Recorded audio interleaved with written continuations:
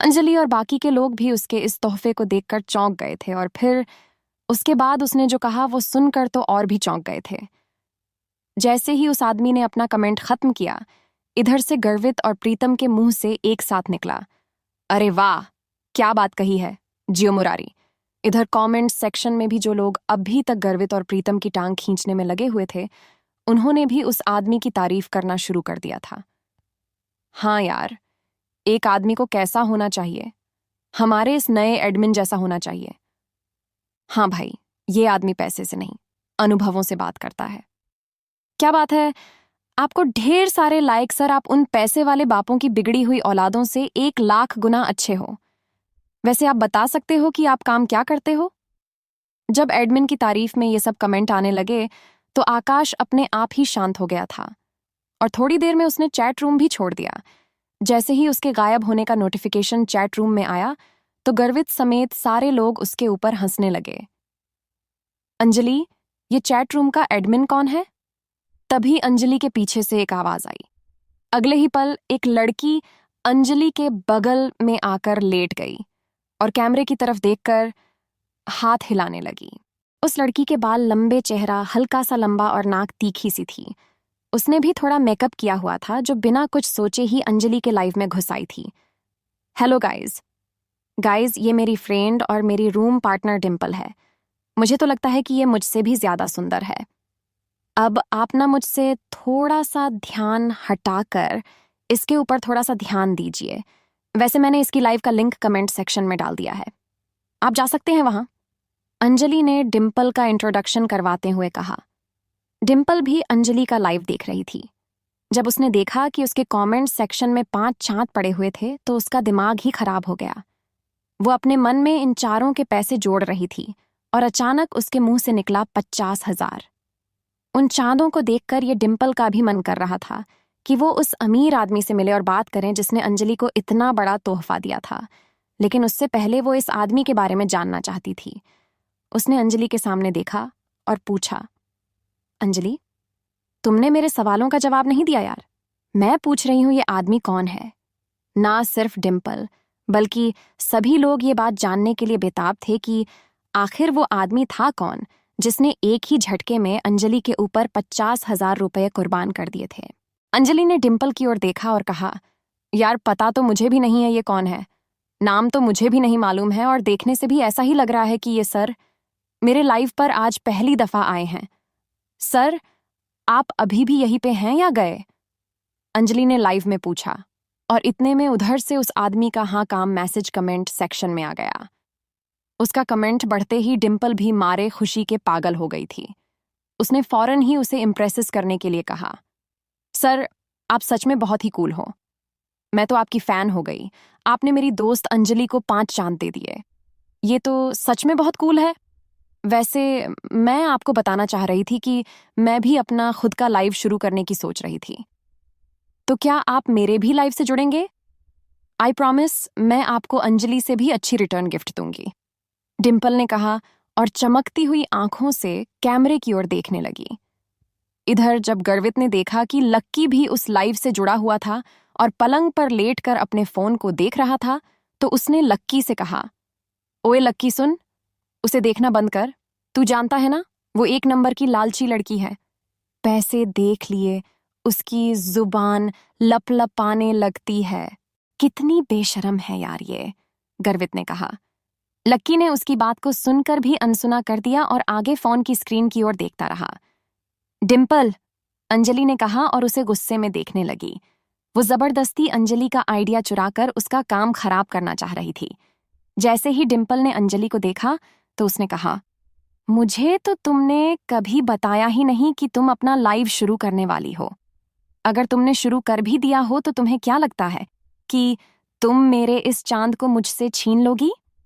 डिम्पल ने उसकी बात नहीं सुनी और कैमरे में देखते हुए बोली, सर, मैं अपने बारे में ना आपको एक इंटरेस्टिंग फैक्ट बताना चाहती हूँ।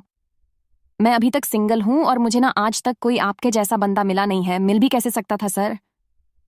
आप जैसे तो सिर्फ आप ही हो ना। अगर आपको भी कोई मेरी जैसी बंदी ना मिली हो ना, तो हम लोग मिल सकते हैं, एक दूसरे को जान सकते हैं। सर, आपका तो पता नहीं, लेकिन मुझे तो आपसे मिलने की ना बहुत ज्यादा एक्साइटमेंट हो रही है, डिम्पल ने कहा और शर्म के मारे अपने गालों को लाल कर लिया। ये डिम्पल की कला थी। वो जब चाहे अपने चेहरे का रंग बदल सकती थी। जैसे ही उसने ये बात कही, नीचे किसी ने कमेंट किया, क्या कहा तुमने? तुम सिंगल हो? उसे पढ़ते ही डिम्पल एक बार के लिए बैकफुट पर आ गई, लेकिन सिर्फ उस चांद वाले आदमी का अटेंशन लेने के लिए उसने अपने आप को कैमरे पर सिंगल बता दिया था।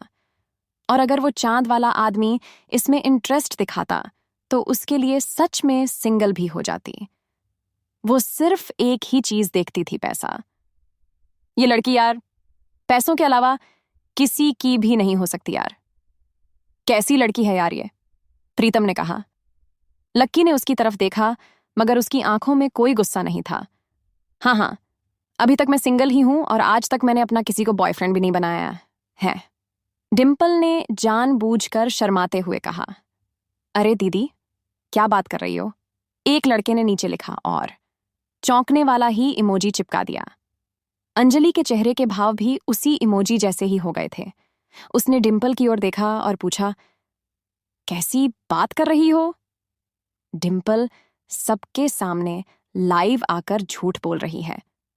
पूरी क्लास जानती है कि अभी अभी तुम्हारा लक्की के साथ ब्रेकअप हुआ है, और पूरी क्लास ये भी जानती है कि तुम आजकल राहुल के साथ घूमती हो। डिम्पल अंजलि की बात सुनकर हैरान रह गई थी। अरे, तुम भी क्या बोल देती हो? अंजलि, मैं और राहुल तो बस अच्छे दोस्त हैं यार, और इसके अलावा और कुछ भी नहीं है। हम सिर्फ साथ में हैंग आउट करते हैं। और जहां तक बात रही लक्की की, वो तो बेचारा इतना गरीब है। मैं तो सिर्फ उसकी पढ़ाई में हेल्प करती थी, कभी उसे कोई टॉपिक समझा देती तो कभी उसकी नोट्स लिखवा देती थी। हाँ, जब उसे भूख लगती तो हम लोग साथ में गोलगप्पे खाने चले जाते थे। ये मैं मानती हूँ। वैसे वो पैसे देने के लिए खूब इंसिस्ट करता था, लेकिन मैं उसे पैसे नहीं देने देती थी। अब तुम लोग सोच रहे हो कि मेरे और उसके बीच कुछ चल रहा था? ये सब बकवास है यार, डिम्पल से जितना हो सका उसने उतनी सफाई से झूठ बोलते हुए कहा। अंजलि को उसकी बातें सुनकर गुस्सा तो आ रहा था। सर, अगर आप ऐसे डिम्पल के बारे में और भी कुछ जानना चाहते हो तो मुझे भी। इससे पहले कि अंजलि आगे कुछ कह पाती, उसने देखा कि एडमिन चैट रूम छोड़कर चला गया था। उसे जाते हुए देखते ही डिम्पल और अंजलि का मुंह उतर गया। इधर लक्की ने अपना फोन बंद कर दिया और आंखें बंद करके अमित के पलंग पे लेट गया। उसकी शक्ल प्रीतम और गर्वित को नहीं देख रही थी। वो दोनों भी अभी इस लाइव से जुड़े हुए थे, लेकिन उन दोनों को भी लक्की के लिए काफी बुरा लग रहा था। इधर लक्की दीवार में अपनी नजरें गड़ाए उसे एकटक देखा जा रहा था। उसके दिमाग में अभी भी डिम्पल की कही बातें गूंज रही थीं। उसे विश्वास नहीं हो रहा था कि डिम्पल ये सब चीजें कह रही थीं, तो उसकी आंखों में जरा भी दर्द नजर नहीं आ रहा था। वो तो ये सब ऐसे कह गई जैसे उसकी और लक्की के बीच जो कुछ था वो सिर्फ लक्की का एक सपना था और डिम्पल का उससे कोई लेना देना नहीं था। अगर ऐसे में उसे पता चलता कि लक्की कौन था, तो फिर वो उन शब्दों के बारे में क्या सोचती जो आज सुबह पूरी क्लास के सामने उसने लक्की को सुनाए थे, तो उसकी शक्ल कैसी हो जाती। लक्की एक बार तो उसका चेहरा ऐसे देखना चाहता था। ये सब सोचते हुए लक्की को कब अमित के बिस्तर पर नींद आ गई, उसे पता ही नहीं चला। अगले दिन जब उसके बाकी दोस्त क्लास के बाद अपने कमरे पर आ रहे थे, तो वो सब लक्की को भी अपने साथ ही ले आए थे। वो लोग अपना लंच खत्म कर चुके थे और उसमें उन्होंने थोड़ा बहुत लक्की के साथ भी शेयर किया था। इधर लक्की अपना बैंक बैलेंस देख रहा था। कल जो 50,000 रुपये उसने खर्च किए थे, उसे लग रहा था कि उसने समंदर में से सिर्फ एक बूंद पानी निकाल ली थी। क्या सारा टाइम फोन ही देखता रहेगा? मेरी वार्डन से बात हो गई है। उसने कहा है कि तुम जब चाहो तब फिर से शिफ्ट कर सकते हो, इसलिए हम आज ही तुम्हारा कमरा खाली करके सारा सामान यहां से ले जाएंगे। अमित को भी कोई दिक्कत नहीं है, उसने भी हाँ कर दी है, प्रीतम ने कहा। लक्की का भी उस कमरे में अकेले मन नहीं लग रहा था, इसलिए उसने भी हाँ कर दी थी। यार, तुम लोग ना सच में जान हो मेरी, लक्की ने कहा और प्रीतम और गर्वित के गले लग गया। अबे जा, सिर्फ गले लगने से काम नहीं चलेगा, शाम को ना असली पार्टी देनी पड़ेगी, गर्वित ने कहा और झूमते हुए बोतल की ओर इशारा कर दिया। सब लोगों को हंसी आ गई। वो लोग मजे मस्ती कर रहे थे कि इतने में अमित आ गया। जैसे ही वो कमरे में घुसा तो सबने उसकी उतरी हुई शक्ल देखी। वो बहुत उदास नजर आ रहा था। क्या हुआ भाई, लक्की ने पूछा। अमित ने उसकी बात का कोई जवाब नहीं दिया और कुर्सी पर आकर बैठ गया। सब लोग जो कि अपने अपने बिस्तर पर लेट चुके थे, वो अमित की ऐसी उतरी हुई शक्ल को देखकर फिर से बैठ गए। बताना भाई, क्या हुआ? स्पोर्ट्स अथॉरिटी ने फिर से तेरे साथ कोई गेम कर दिया क्या? गर्वित ने पूछा और लक्की की ओर देखने लगा। अमित कुछ नहीं बोल रहा था और बस अपना चेहरा लटकाकर बैठा हुआ था। उसे कुछ समझ नहीं आ रहा था कि आखिर उसके दोस्त उसकी बातों को कैसे लेने वाले थे, लेकिन उसके पास और कोई नहीं था जिससे वो ये सब बता सके। इसलिए उसने कहा, नहीं, कोयल को कुछ हो गया है, और कहते ही उसने अपनी गर्दन नीचे झुका ली। बाकी तीनों लोग घबराई हुई नजरों से उसे देख रहे थे। पर हुआ क्या भाई? कोयल ठीक है? लक्की ने उसके पास लगी कुर्सी पर बैठते हुए कहा। जिस हिसाब से अमित की शक्ल वो देख रहा था, लक्की समझ गया था कि मामला इतना सीधा नहीं था जितना बाकी लोग समझ रहे थे। अमित वैसे भी छोटी मोटी चीजों से घबरा जाने वालों में से नहीं था।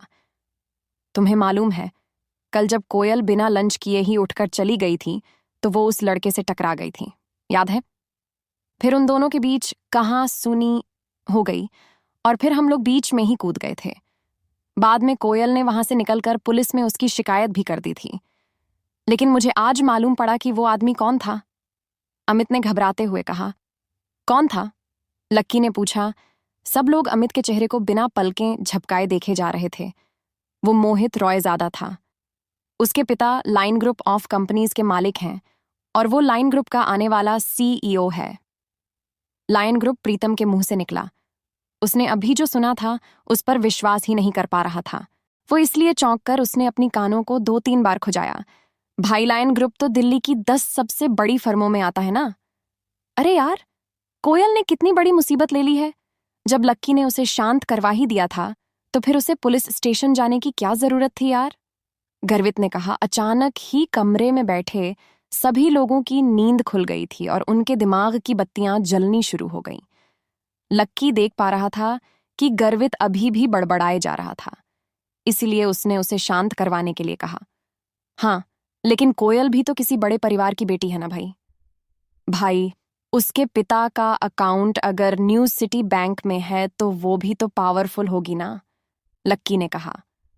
भाई, उसके पापा की कोयल ग्रुप ऑफ कंपनीज नाम से फर्म तो है, वो भी बहुत बड़ी है, लेकिन लाइन ग्रुप के आगे वो कुछ भी नहीं है यार। और मैंने तो ये भी सुना है कि लाइन ग्रुप और कोयल ग्रुप के बीच कुछ प्रोजेक्ट्स पर पार्टनरशिप चल रही थी। लाइन ग्रुप ने कोयल ग्रुप को कुछ काम दिलवाया हुआ था, लेकिन अब इस झगड़े के बाद वो वहां से कोयल के पिता के पास एक लेटर आया है और अब वो कह रहे हैं कि उनकी सारी पार्टनरशिप को खत्म कर रहा है और ये भी कहा है कि आगे से वो कोई काम नहीं करेंगे। ये सुनते ही ना भाई, कोयल के पापा सकते में आ गए। बस यही समझ कि उन्हें हार्ट अटैक नहीं आया है, वरना हमारे बीच नहीं होते वो आज, अमित ने कहा। लक्की उसकी बात को सुनकर सोच में पड़ गया। आखिर सब में वो क्या कर सकता था? फिलहाल तो उसे कुछ समझ नहीं आ रहा था, लेकिन अभी उसके लिए कुछ न कुछ करना जरूरी था। मारे गए भाई, मारे गए गर्वित अभी भी अपने आप बड़बड़ा रहा था। उसके बोलने के बीच ही अमित का फोन बजने लगा। सब लोग उसके फोन की घंटी की आवाज सुनते ही शांत हो गए थे। आखिर किसका था वो फोन? कोयल की वजह से इन तीनों के ऊपर क्या संकट आने वाला था और क्या लक्की कोयल और अपने दोस्तों को इस मुसीबत से बाहर निकाल पाएगा?